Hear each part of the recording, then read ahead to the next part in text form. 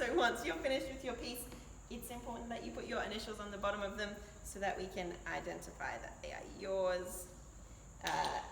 And then I'm just going to show you how you pack them into the box to deliver them to the studio so that we can file them for you.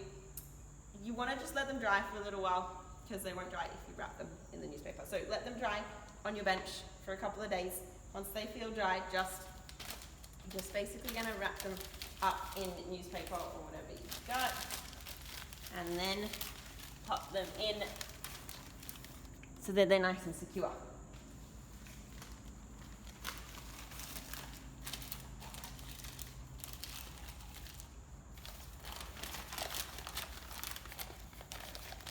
You obviously don't want them moving around too much, so if you have space in your box at the end,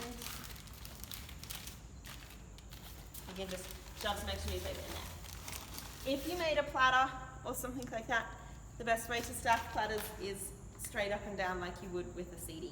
If you lie them flat on the bottom of your box, they'll probably snap as you drive with them in your car.